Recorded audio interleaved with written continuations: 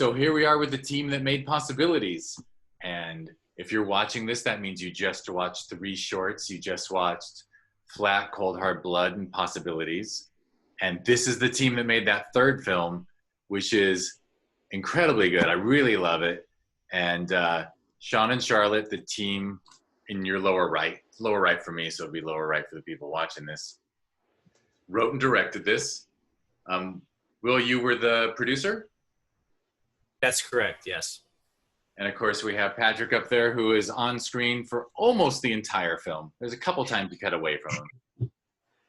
But there's a lot. It's pretty cool. But besides loving this film, this was one of the hardest for me to program, to choose what films to put it with, because boy, is it original. And when you make that decision to break that 4th wall, and you obviously decided to break it like with a nuclear bomb, because instead of just having him turn and talk to camera, he starts interacting with the sound man. I was like, what do I put this with?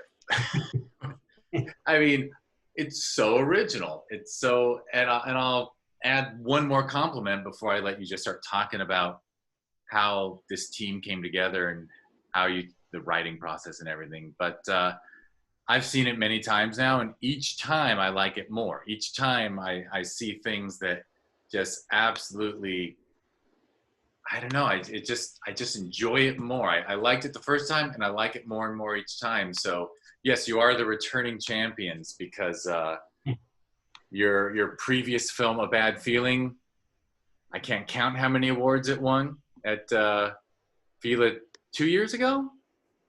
I think it was 2 years ago? 2 or 3 years ago, yeah. I think it was 2018. I think it was 2018. I think it was 2018. Yeah. Sounds about right. Yeah, it was 2018. And you won. You won everything.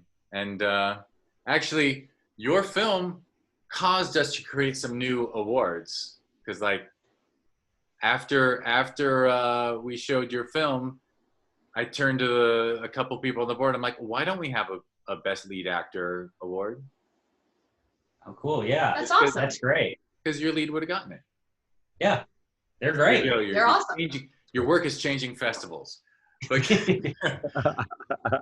but I've talked way too long already, so go ahead. You guys take over and talk about how you wrote Possibilities. Did you have this big break in the filmmaking plan from the beginning, or were you writing it and then you decided to break that wall? Just go ahead, shut me up. Yeah, Possibilities started when we were screening A Bad Feeling at festivals, because that movie, for those who haven't seen it, it's a comedy about a miscarriage. A couple has a miscarriage, and then they go to a Comic-Con the next day, and it's a terrible idea, and it's about like finding humor in grief. And screening that at festivals, we then ended up having really interesting conversations with audience members who, maybe they didn't go through a miscarriage, but they recognize themselves in the characters, and just kind of the dumb things we do to avoid our own grief, to not acknowledge what we're going through. And so we really wanted to keep going with that idea. And after we made A Bad Feeling, we got pregnant. And during the pregnancy, our dog died, and which was terrible. But then, after enough time had passed, it'd be like, well, that could be funny to really go into that. And so we started writing about basically how I felt after Luna died, and just what a complete shit show of emotions I was. Just a complete, horrible, ugly mess. And originally the ending ended with him alone. Lola walks away, and he's just an alone sad guy. And then we just realized, we've seen that movie before. We don't really want to see it again. And we weren't in that place anymore. That's that enough true. Time had gone by, that our grief had healed. And that's kind of how A Bad Feeling ends, with the couple just kind of quiet. They know they have to be with their grief and be together. And that the ending of A Bad Feeling always bothered me. It's good. I know it's the right ending, but it just I always just wanted more. I want to see what they do next. And so it was kind of exploring, well, what happens after grief? How, you can't retreat inward. You have to deal with your own grief, but you cannot retreat inward. You are still in a society. You're still in a community. You're not alone. And so kind of exploring those feelings. right? That's Yeah. about, And the breaking the fourth wall was kind of just a kind of a crazy harebrained idea, and it made me really laugh. Yeah, very and I hard. mean, like, it kind of really like naturally came about. We're like, well, it would, and the man who plays the boom operator, his name's Rusty Meyers. He is, in my mind, he is the quintessential Las Vegas actor. If you watch any movie that's shot in Vegas, I feel like for the last 10, 15 years, like Rusty's in it. He's in The Hangover. He's in Ocean's 11. Like, he's always popping up. He was actually Rosanna Arquette's husband in Silverado. That's one of his big roles. But he's just, so when we came up with this idea, I was just like, it has to be Rusty Meyers. Yep. Rusty Meyers has to be the boom operator. I remember the night we came up with it too. I also had like a song in my head, but I didn't know what it was. I was like, "What's that song, Charlotte?" It's like dun dun dun dun dun, dun. And I wasn't helping. And then we slept on it. And the next morning, I was like, "It's Rubber Band Man." And I was like, "But that's crazy." And then I remember we were driving in Vegas and we put on Rubber Band Man, and with just the the dun dun dun dun, dun, you like with each progression of the song, like we just saw the scene that then, okay, it starts with them closing the door, then you see the leash driving, which you've seen these shots before, then you cut to the inside, and now Patrick's no longer alone. Rusty's with him, and Rusty is going to tell a story where he's in color. It's in color now, so like it just all really came vomiting out of us. We were laughing really hard listening to Rubber Band. Yeah. We were I just thought it would be hilarious to have Rusty tell a wild story. And to give Rusty credit, that story was not scripted. No. The script just said that he gesticulates wildly. And so he gave us gold. Yeah. And at the script stage, it was also a switch from black and white to color. Yeah. Yes. All right. Well, tell us how Will and Patrick came to be a part of it. Well, Will and Patrick, we met almost 10 years ago on our first movie called Virgin Alexander. Patrick was one of the leads, and Will came on. We met Will on Craigslist. We sure he did. Was originally hired as our assistant editor, and then kind of produced a lot of the post-production, and then has just started producing for us, and it's been invaluable. And Patrick has been in everything we've made. Everything we've made. He's Virgin Alexander. He's not Alexander. He's Alexander's best friend Cliff. Okay, because I watched it 2 years ago. Yeah, I was like, yeah. How come I didn't recognize him from that? I'm a little tall. A little. But Rick's great. The guy who played Virgin Alexander, he's a Broadway guy. Yeah. Oh yeah, I remember. Now streaming on Amazon Prime. Mm-hmm. That's right. Yes. We just debuted last week on Amazon Prime. Yeah, so check it out. I know it's finally back for people. Believe me, if we weren't promoting this festival right now and feeling guilty and weird about promoting right now with what's going on in the world, I was like, oh my God, I gotta share that on Facebook that people should check out Virgin Alexander again, and they can check out A Bad Feeling on Amazon too. Yeah, both on Yeah, Amazon. Discover Indie Film. But let's talk about possibilities. So you handed the script off to Will and said, we're going to produce this one? Yeah, we asked Will, like, what do you think? Because Will was our line producer on A Bad Feeling. And so with this one, we sent him the script and said, what do you think? And what'd you think, Will? I loved it. I was just coming off of another job at the time, and it was a chance for me to get my hands dirty, like producing. And because I was on that show, I was in property. And so this was a chance for me to kind of spread my wings a little bit in that regard. And it was just really fun. We got to hire an Elvis impersonator and hire a showgirl and all these different things for the ending. And, all the different permits and things like that were, it was really interesting and fun to get involved with the city, and they were very helpful. And but the script was great, and I definitely related to it on a personal level. I lost a grandmother like not too long before getting the script, so kind of that theme really resonated with me, and so I was just really passionate about it from the get-go. And I love what Sean and Charlotte do, and it was just really fun. And it's great to see get to work with PJ again as well, because he did such a good job, and it's not easy to do what he did. and cry on camera and be funny at the same time. So it was just all around just a really great experience. Yeah, was he your at the writing stage? Were you going to cast? You had already cast it in your minds? Well, yeah, I mean, Patrick's the man. He's great at the, like. I'm around. I'm just around. I think that's what. Yeah. No. You're like, honestly, the whole thing you talk about how hard it must have been to show up and be so emotional and still be funny, but it's because these guys are such fantastic writers, and when it's all there for you and all you got to do is follow the map, it's just then you get to play and have fun, and somehow they have a knack of surrounding themselves with amazing people on any set I've ever been with them, and so you can kind of relax and just have fun. But I mean, it's a solid performance piece. I mean, I don't know how many minutes it is, but it's just you're a one-man show. You're a one-man play for a good while. Yeah, it's a lot of fun. It was really a really special thing to do. It's hard. I had just come off a little before then a feature that was like 3 weeks of the way it had scheduled everything similar to this. I had to show up every day like ready to just lose it because they had spread out all the hard emotion stuff over the whole thing, so it wasn't like I could get over a hump. So when I got to these guys, I was like, this is like, we got this in a couple of days. I got it. We're good. I can do it. Stay hydrated. We'll be fine.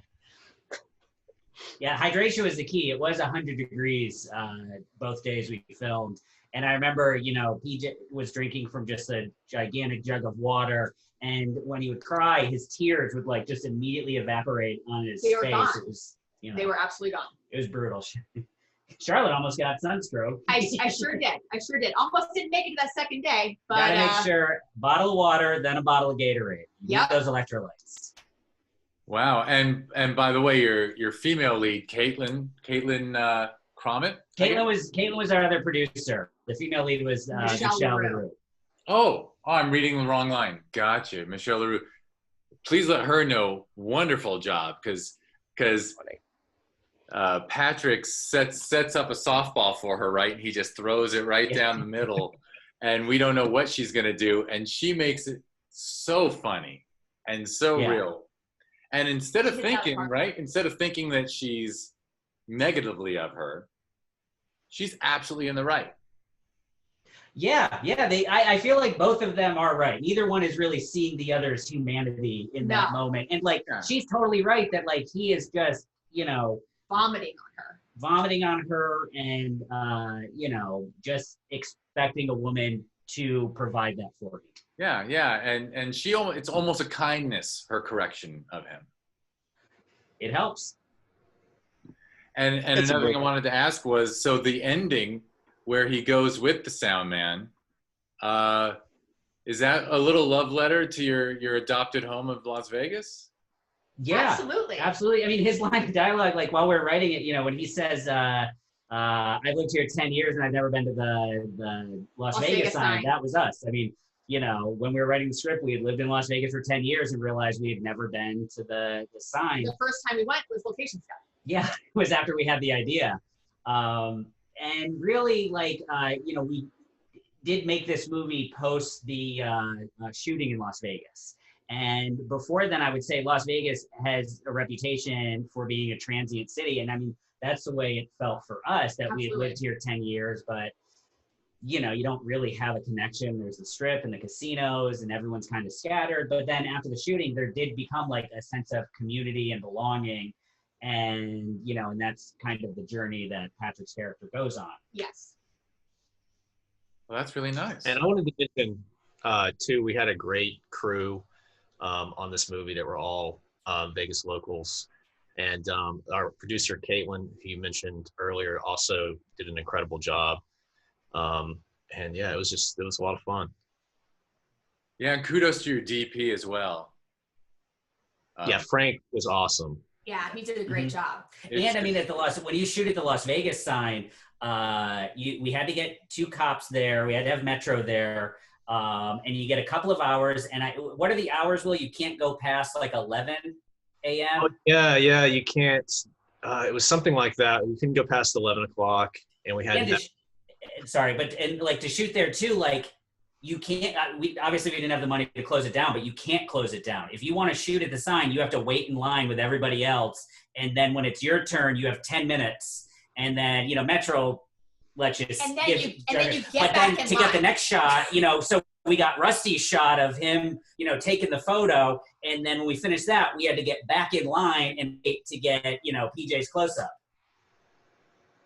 And then you also have to corral everybody. And Sean and Charlotte did a great job of, I don't know how they did it, but they got everybody in one single file line. I bet. Yeah, actually, all, I bet. everybody, kind of, and it worked amazing in the shot. So.